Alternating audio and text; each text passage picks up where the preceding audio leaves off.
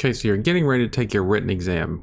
Maybe you're trying to go for your private pilot license, or you're trying to get your commercial drone pilot license. Either way, you're worried about the sectional chart portion of the test because everybody you talk to says it's the worst part of the test. And I'm going to tell you that it is a confusing part of the test. If you haven't been a pilot for very long, or if this is the very first time you're running into this sort of thing, if you're coming in it super cold, it is a very confusing part of the test. But with a little bit of practice and what I'm calling your secret weapon, you shouldn't have too much of a problem with it. Now, when you walk into the testing center, they're going to hand you a copy of this book, the Airman Knowledge Testing Supplement for Sport Pilot, Recreational Pilot, Remote Pilot, and Private Pilot.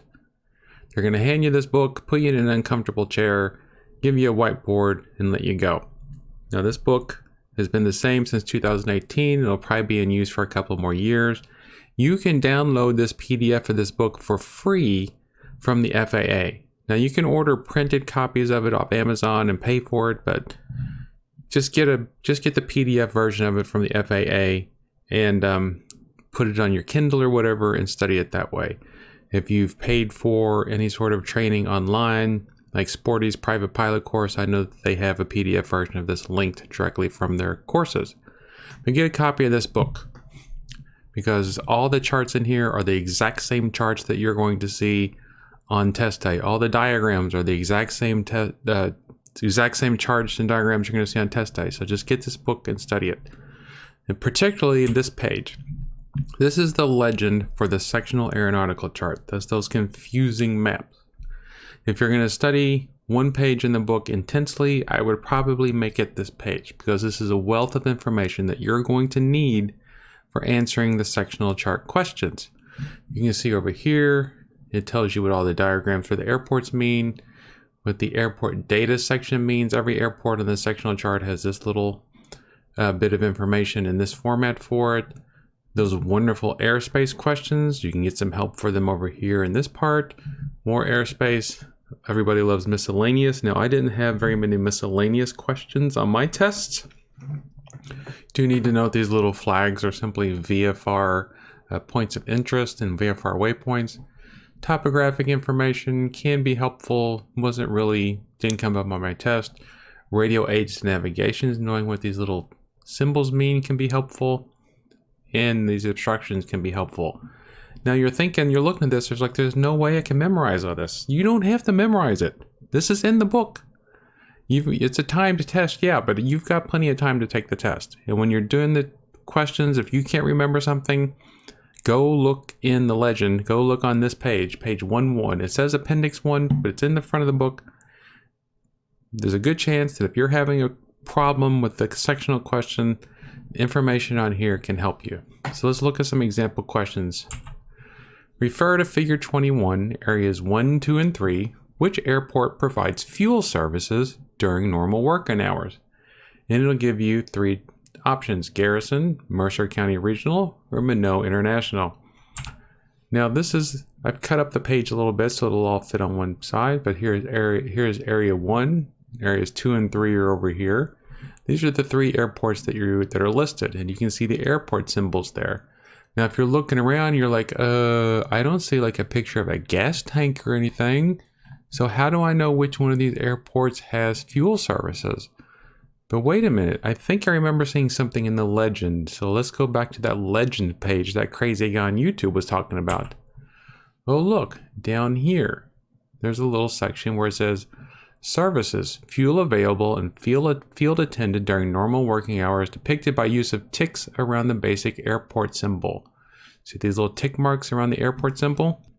So if I go back to my chart, I can see that the Garrison and Mercer County, they just have normal circles. And this little star here, that just means that there's a beacon at that airport. But look over here at Minot International. There's tick marks around the airport symbol. So that means that Minot International has fuel during normal working hours. Refer to Figure 21, Area 2. What is the height above ground level of the unlighted obstruction approximately 3.75 miles west of Garrison Airport? And then we have our answer options: 297 feet, 2,324 feet, or 2,216 feet.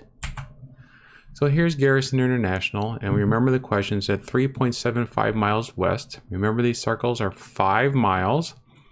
So about 3.75 miles west is over here. And I remember that this little thing here is an obstruction.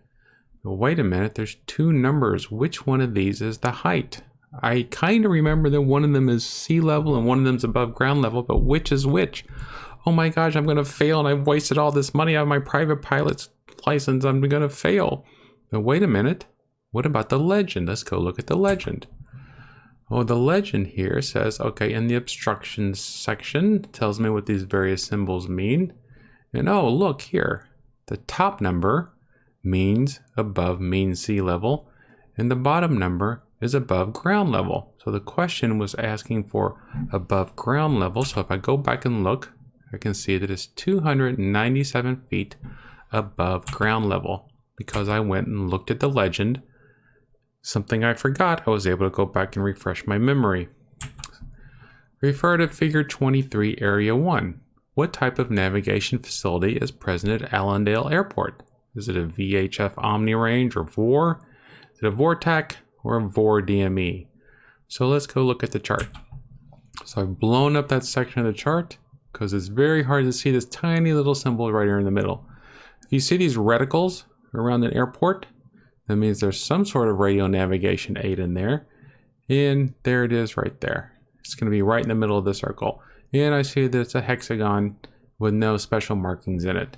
So if I go back to my legend, oops, sorry, go to my legend, hexagon with no special markings. It's a VHF Omni Range or VOR. So there's my answer.